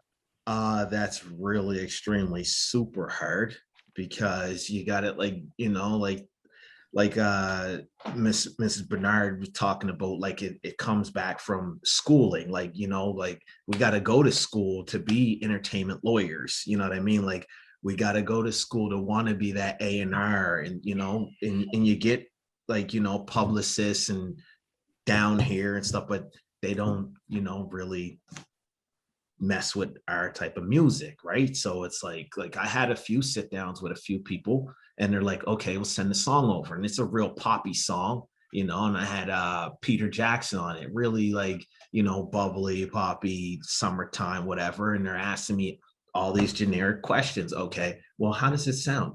I sent it to you last week, you didn't even listen to it? Like, what? We're at a meeting right now and you ain't listened to it yet? Oh, well, is there any cursing? No, there's no cursing. Okay, well, if there was, I know, but we're past that. No, so go to the next question. And this is like a series of questions. Like they want to hear a certain amount of no's or yeses before we can even move. Like they're gatekeeping to, like, it's so weird. But Right. and that's what I'm saying. Like with ACMC, picture walking into a space, and there's artists. There's a bunch of artists over there writing, a songwriters corner. We're all helping each other, whatnot. Then you got musicians over in the next side or over in the next floor. You have a studio. Kiki's up there teaching youngins how to make beats. Kaz there doing videos here, how to do videography, all that. Like we need a space. Center. Yes, we need a space. Yeah. So Yep, that's where I was going. Beautiful. The last question I have is more around like the idea of like having somebody in your corner to really represent you, to open up the doors, be it a label. Like, is there any labels that are not like an artist themselves? Is there even like a Black run label out of the East Coast that anybody in this room actually knows about? There isn't at all. I mean, I think Mark Perry, who is also another OG, did try to do a compilation project of a group of hip hop artists back a while back, a long time ago. With that, monies were even harder then to get now, and so imagine what that could have grown into, and it didn't. But essentially, because this is the last question, I really like what you said, both of you, that for the funders who are listening, because they always take Black organizations and Black folks and put them in one basket. There's nothing wrong with funding an OG group like ANSMA, and at the same time funding what's happening with younger ideas, with people with like what Corey is doing, instead of saying, oh, why can't you guys just get it together so we can just fund one? I don't think that's fair, because the needs are different. It's like saying, like, forcing the Blues Association to have to go in with the Jazz Association or the Celtic Association or whomever. So I think that that's really important. And then the last thing I'm just going to say is the answer to all of these barriers is investment. We need to invest in the infrastructure, give the money so that we can have a sector strategy. And that sector strategy should include the work that Corey is doing, should include the work that ANSMA is doing, should include all of these things around artist development, invest in artist development, invest in music business skills that we talked about that we need to have, so we can have eventually all the people who can be agents, or A&R people in these. And lastly, and the mentorships. And existing organizations must change and expand their governance and programs to remove the systemic barriers. And I know we are talking to the converted on this call, unfortunately, but talking to the choir. The people on here are already there. But sometimes the choir are there in support, but don't always know all the notes. That's sometimes, that's a good musical reference. I like that one. I like that. So sometimes sometimes you need a conductor. Owen's a music is a choir director. Owen's still laughing. He's a choir director. He like that. You need a conductor to lead, and that's what we're here today. You know what I'm saying? Yeah. Kaz, I saw you with your hand up real quick. Something you want to add, and also I just also want to ask about, maybe you can answer this, because I don't want this to go around the room. I just need one answer in regards to like, because it kind of was, we kind of talked about it in a little bit about the need of like training, right? And what that I would love to hear from somebody who can really talk about the importance of succession and retention and getting into the door, and what that actually looks like. Like, we all might think it sounds very common sense, but it has to be projected in this room right now. You mean like lifting each other up? You know what I'm saying? No, with Ian, break it down for her. I saw you shaking. Okay. Yeah. So I mean, we kind of jumped to succession and retention, but so if we're going to jump there, you know, the role of education, mentorship, succession planning, like, you know, to Delvina's point, like, we need to start at age 5. Do kids in the East Coast know that there is a position called video director, done by a Black woman, right? Do the kid, all of that stuff needs to happen. So planning, succession planning, and the creation of the next generation of Black music professionals in the East Coast. This goes to hiring. This goes to hiring practices. It goes to professional advancement. It goes to promotion.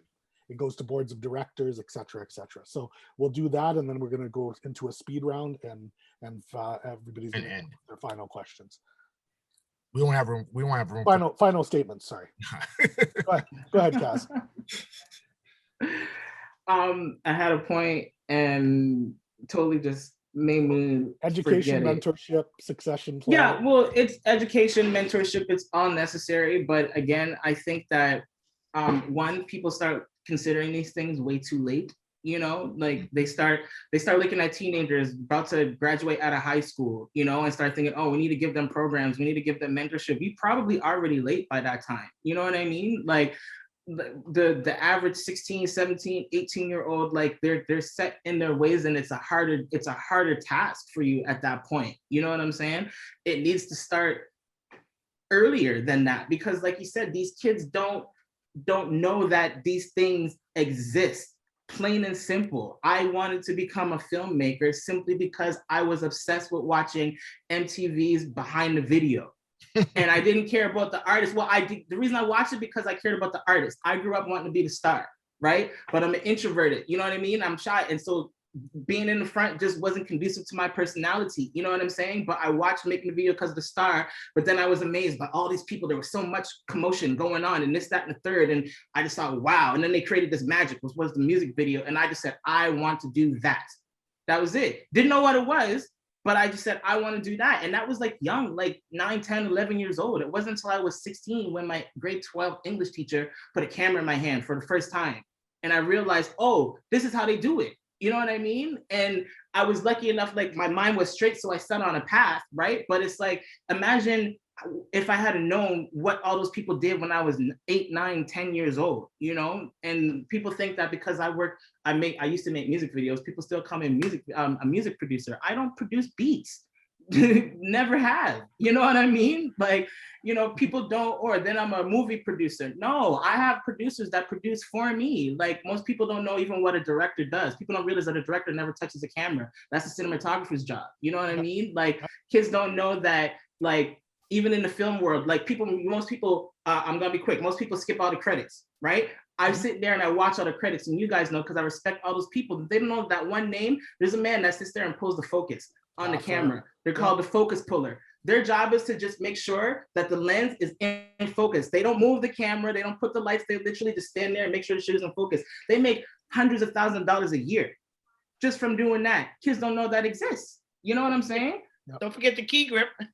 Key grip, you know what I mean? Grips, yeah, the grips, the gaffer, but that's what I'm saying. All those people in that movie that made a Transformers movie, they all made a bag. I guarantee you that. You know what I mean? But those kids don't know that it exists. And it's the same in the music industry. It's the same in the music industry, exactly. You have mixers, you have producers, you have accountants, you have business accountants, you have, you know, attorneys, you have promoters, you have booking agents, you have road tour managers. There's all these different spaces that we can fill, but we need to be able to go into the communities and actually educate from an early stage and mentor all the way up to getting them the actual job. And the industry has to understand that we are hard workers. That Black Most of people these kids think are, the only you way know? to see the world is to be the superstar, to be the artist. You know what I mean? The movie star, the singer, all that. The stage manager, the roadie, the grip, all these people, they traveling and seeing the world too, and lived an experience that half the people on this planet would never experience, right? But it's because, like you said, it doesn't matter what it's the music industry, all of that, but people don't know it exists because no one's out there teaching any of these kids that these things do exist. They just show them like, oh, you're never gonna be fucking Justin Bieber because you're a little Black boy from North Preston. You know what I mean? Yep. But that's not true, you know? And maybe if you're not Justin Bieber because you don't sing good, but you could be Justin Bieber's manager, the next Justin Bieber's manager, or so on and so forth. There's so many things out there. Justin Bieber's Scooter Brown. Yeah, you could be Scooter Brown. Like you said, the accountant. You know how much money Justin Bieber's accountant is making, and Bieber's making 80 million a year? Come on. We got to jump, but I want to two quick points I want to make. One that comes off the back of Kaz, which is Black people can be hired in all areas, not just what you deem to be Black music areas. Graphic designers can design for rock artists. They can design for hip hop artists. They can design, accountants can do accounting for rock artists, jazz artists, R&B artists, gospel artists, folk artists, reggaeton artists, everything. Second point, and this is one that is not in the notes, but I want to speak to the ladies here because I believe that the revolution is led by Black women. Every space that we are able to move into as Black people is pioneered by Black women. I want you three to speak quickly on the importance of the Black woman in the East Coast in leading the charge, please. Reeny? I should go first. Go ahead, Reeny. I will say that Black women in Nova Scotia are very powerful. And we have one of the most powerful on the panel, the OG. The OG. And, you know, it's great that we have people like her, especially for myself, because she's the role model for me as a young musician coming up in Nova Scotia. And I think our voice sometimes almost can become a little bit lost in a sense.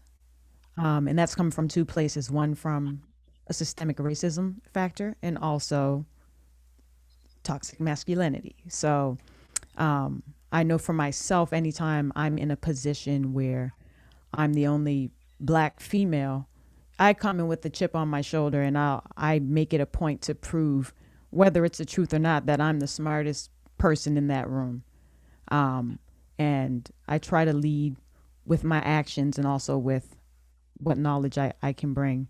And I think for myself, I've kind of made that known in the groups, and I've earned respect in those settings. And I think I'm coming into a place where I'm being known more so as a leader. And I think it's really important because I know for me, I'm all about community, and I'm all about, you know, the next generation. I have a younger sister. So for me, it's important to show how powerful Black women can be. And like I said, I had some great role models and people who've come before me to kind of show me and show me the right way to go. And it's great to see how prominent Black voices, especially Black female voices, have such an impact on the younger generation, like myself. Thank you, Kaz. I know you have to leave soon here. We're getting on 2 o'clock here and time is going. So maybe you can also shed light on the question that Ian had, but also end it with a solution that you would like to see that you feel would make the most impact in the changes that we've been talking about here today, or the areas that we feel like we need change in. You're muted. For me, I guess it all kind of ties in together. Is my mandate is just, I want to see more Black women doing all of these things. You know, every time I'm in Halifax, I try to showed, have conversations and dialogue with just the young Black females in particular, because I find that so much focus on any of these things, especially when it comes to youth and stuff, it's all about masculinity, and it's about focus on the boys, and especially when it comes to the Black community, it's all about, we gotta help these young Black men, we gotta help these young Black boys, but the young Black females need to know that they can do these things too. You know what I'm saying? Like, that's my goal. Like, to this day, people think that if you don't know who I am, people think I'm the stylist, the makeup artist, this, that, and the third. You know what I mean? Even from Black women, and then and it hurts me the most coming from them, but I don't fault them because we're taught no better than that. You know what I'm saying? And then, but then they're like, wow, you're the director, and that look in their eyes, and it's like, it's nothing about me. It's just, it makes me, they're like, I can actually freaking do that. You know what I mean? Like, wow, and that's always my goal, because like Reeny was saying, like, there's nothing more powerful than the strength and resilience of the Black woman, and no movement in anything succeeds without the female voice, plain and simple. You know what I mean? That's facts. Again, like Ian was saying, check Google if you don't believe me. Any global movement of anything on this world, and that goes beyond the Black movement, there's no movement that wasn't affected or successful without the voice of the woman. So that's just that. For me, what I'll say is my final words is, my biggest issue with down home is still so much division, you guys. Like we were saying, like, you can be, just because you're an accountant don't mean you got to be an accountant for just the Black stuff. Go be an accountant for a folk artist, but vice versa. You know what I mean? Just because you're a manager, like, there's too much this and that. Like, it's not 1957 no more, you guys. You know what I mean? And when I go down home, it's like stepping into a time warp, and I go down home frequently. Everybody knows this. Even though I'm based out of Toronto now, I'm still active in my community, and I'm tired of just seeing that division on both ends. Like, stop all that. It's 2021, you know what I mean? And we're never going to get anywhere, especially being so small, if we keep that division, plain and simple. We need to do, for us, yes, Black people, but we also need to not be so close when to the non-Black people that are trying to help our mission and grow too. You know what I mean? So that's all I got to say. Thank you. Yeah, I would just say a few words about the Black women. That's a very important part of this whole conversation. We know Black women's, our womanhood, our personage has always been devalued in society. So we come at this with a disadvantage already. We know that in the music industry, and even before that, we got to look at the fact we have the triple jeopardy. We're not only Black and from economically sort of underrepresented communities or underprivileged communities, but we're also female. So you get the class, the race, and the gender all, sort of steaming against you. And that within the music industry, there's been a complete, history, decades history of Black women being treated like empty vessels who are supposed to just show up and sing the songs that a man wrote for them, etc., who are supposed to do the choreographed moves that were meant for them, who are supposed to just be somebody's backup singers, but not supposed to have authentic leadership and be the songwriters, the singers, the arrangers. And those women are all hidden in Black music history, hidden by, as Reeny said, the toxic masculinity of the music industry, and even within our own community. So, I've spent my entire time, in this music industry, lifting up all, but in particular, really focusing on Black women and the work that I've created and trying to leave a legacy for Black women to look up to, is what we could do. As Portia White left a legacy for me, then I see us leaving a legacy for the Reenys, the Zamanis, the Jody Upshaws, etc. And we have, for the last 5 years, been doing an event called Young, Gifted, and Black. For the last 5 years, we take young Black women and get them to learn to sing jazz music, because that's the history and the core of Black women's strength has come out of that community.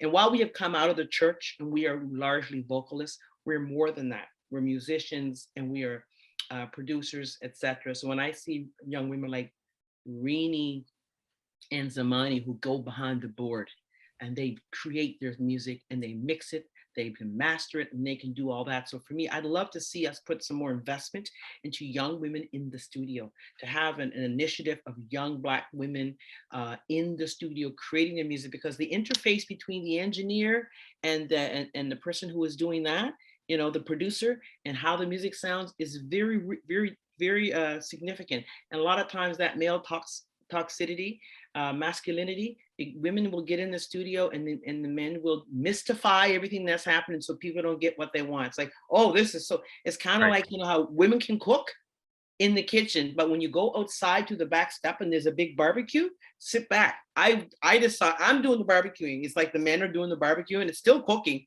So women can't, you know what I mean? So they decide what time the food gets ready. Oh, they got to baste it a little bit more. It's like, wow, wow, wow. So I think we need that. We need a program for young Black women to become music studio engineers and show that part, like how young women like Reeny and Zmani and a few others, I think Quento too, are also dabbling into that. And we need to support them because I think that they would produce something very different. Do you have what's the name of that again? Just so that if any funders are here, see that come across their desk, they know what it is. That's right.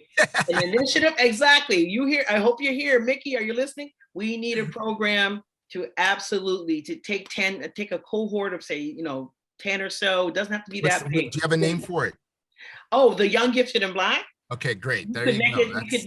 we could make it a part of Young Gifted and Black, an expansion of Young Gifted and Black. Absolutely. Perfect. Oh. So we're gonna wrap because we're at exactly the 2-hour mark. But I'm going to throw to each one of you. We have talked about dedicated spaces. We've talked about artists and festivals, and festivals needing to allow us in all spaces. We've talked about something that Delvina spoke about, which is calling it by its name. This is a conversation on anti-Blackness, and we are Black, and this is about Black music. It is not a bad word, and it is not a swear word. We talked about the need for siloed funding for all of these kind of programs like Young Gifted and Black, programs Corey and Delvina and Owen are all involved in. And the one thing that we didn't really get to touch on that's very important is the development money for entrepreneurs, entrepreneurial spaces and places and development for business professionals. So I'm going to throw to each one of you one at a time.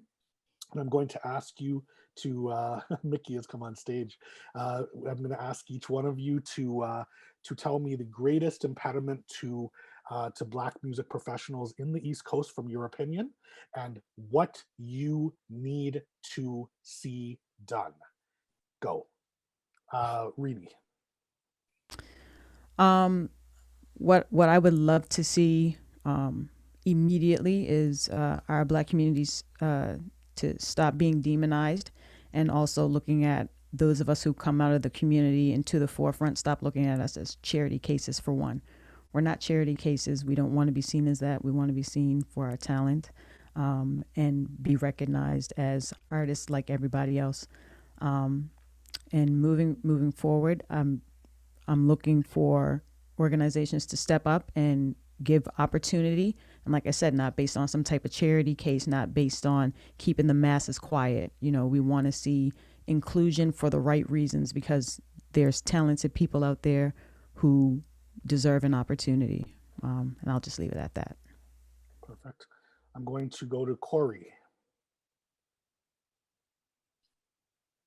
I just want to see representation all across the board. When I turn on the TV, look at Welcome to Nova Scotia commercials. When I go, you know what I mean? When I look at, you know, like events going on, panels, all this, I just want to see representation, and equal representation, not a token, because I don't like, the token makes me not even want to attend events. And you know what I mean? I see that as like, oh, okay.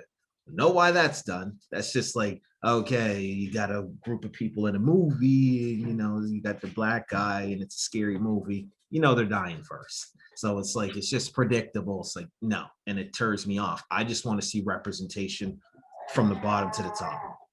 And ACMC is down to collab with all hands, straight up. Which actually brings me to a quick point before I jump to the next speaker, which is that I want to issue an open invitation to the East Coast Music Awards and the association and to the entire coast to bring these Black organizations to the table alongside us for the future events. So that's, you know, Corey and Delvina's organizations, as well as all the other Black organizations that we can find across the region to the table. Owen, biggest impediment and what you would like to see done? From my perspective, I just want to say that what a lot of the organizations need to understand is that Black people here suffer real trauma from segregation that is still prevalent today. So it's not enough to just say that your doors are open. It's not enough to just say, hey, we're here. We need you to get out of your office space and familiarize yourself with the Black communities. Visit these communities. Visit North Preston. Visit Upper Hammonds Plains. Visit Cherrybrook. Create actual relationships with the Black artists and the community so that you could better understand exactly what it is we need and exactly what type of initiatives that we're trying to implement, rather than just saying, well, the door's open, come in whenever you feel like it. So what I would like to see are genuine relationships formed between the East Coast Music Association, Music Nova Scotia, African Nova Scotia Music Association, and all the other organizations and communities within this province and within the Maritimes. Straight up. Oh, Delvina. Yeah, well, I mean, to me, the thing that has to happen, I just put it out there again, is investment, investment, investment in terms of the barrier and what has to change. We have to change that. We see that we see right now we're spending a lot of money on STEM, science, technology, engineering and math. If we want to have doctors 10 years from now, all these STEM programs are in high school right now. And we've been doing that in the Black community. And now we're finally getting our first doctors and dentists coming out. We invested in it then. We have to do the same thing in music. We have to take these folks at the junior high level, put that into them just like we do with STEM, to get them towards music education so they can read music, just write music, produce music, manage music, be business people there. You mentioned entrepreneurship, that we hadn't touched that. I think organizations like the African Nova Scotia Music Association should absolutely be present and jump on that. When I think that when Mark Perry and myself really pioneered that in the early day, that the very first event we had to establish it was funded by the Black Business Initiative. So there's been that history already of ANSMA having that connection to the entrepreneur world, and we just need to rekindle those kinds of things. And the same could happen with the work that Corey is doing, or the Young, Gifted, and Black. So I think those are the three large sort of like operating entities of the Young, Gifted, and Black entity mindset, the African Nova Scotia Music Association, the group that Corey is working with as well, to come to the table to create that infrastructure that we need around entrepreneurship. And I would say the other thing we need, and Owen spoke to it very eloquently, is the allyship with those who, like, by going out into our communities, learn the history, learn the African Nova Scotian, African Canadian, African East Coast music history. And that goes for us too, so that, because if we don't know our history, we're bound to repeat the mistakes of the past. So we need to know our history. And for the listeners on here from the African Canadian community, in terms of what we need to do, because it's a duality, it's a dyad, right? There's things that we're asking those who are empowered to do, and there's things in our community that we need to do. As musicians, artists, entrepreneurs, stand on the principle of Black excellence. Always stand on the principle of Black excellence. Take advantage of all the opportunities to develop yourself. Invest in yourself financially and with your time. Don't cry in your soup, but no one's helping if you don't invest in you first. If you don't value yourself, no one's going to value you. Be a professional in all that you do. And like myself, and I see it happening with everybody on this panel, lift as you climb. I see Reeny helping my daughter. I see Owen helping her. I see her helping ones coming behind her, the 14-year-olds that are in Young, Gifted, and Black. Lift as you climb. And as I say, the last thing I'm going to say is that in this business, or like any business, and this comes way out of what we've talked about already, although Reeny talked about it somewhat, I know we all are there, is that you have to have some groundings and a spiritual practice of some sort. It doesn't mean you have to go to church. It doesn't mean you have to pray to it, but you have to have something that grounds you, because this community, this industry can change you. And sometimes it can change you not for the better. So you want to be your authentic self. Find some kind of a practice that grounds you so that you have a bigger reason for being involved in the music industry than just to make money or just to be on the map or just to be in front of a camera. Find a spiritual groundings about don't be in it to make just a living, be in it to make a difference. Change the world. Thank you. Thank And you. with that, and then with I that, sorry, go ahead, Click. Sorry. I just would like to say thank you to all of you for being with us today. And Kaz, I know you're not with us, but thank you so much for sharing. And I just wanted to add to everybody that has attended today. Thank you so much for being here and listening, and also realize that it's not easy to tell these truths. It's very exhausting. It's painful. And for the change that we want to see does not fall on our shoulders. It falls on all of our shoulders. And so what does that mean?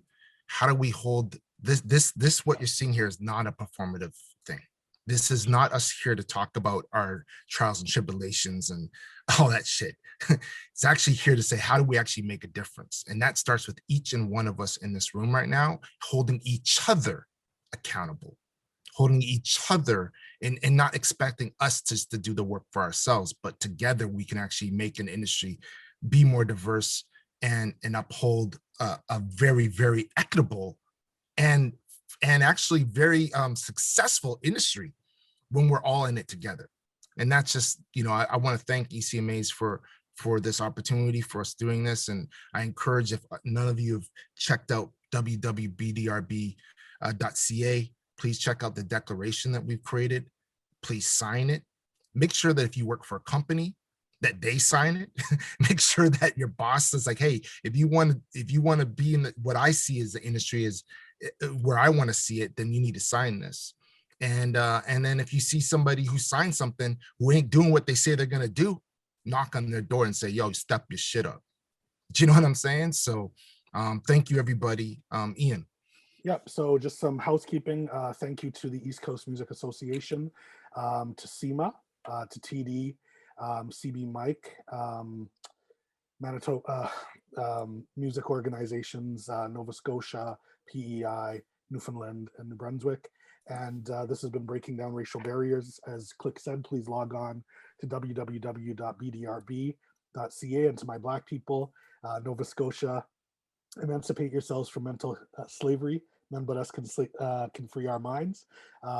Marcus Garvey on your land. All right. This has been Breaking Down Racial Barriers. Thank you guys so much. And look out for episodes 2, 3, and 4 coming up with other members of the East Coast in the coming months. And then some final thoughts written into a document. Okay. This has been Breaking Down Racial Barriers. Thank you so much. It's a pleasure. Okay. Thank you all. Thank you. Bye-bye.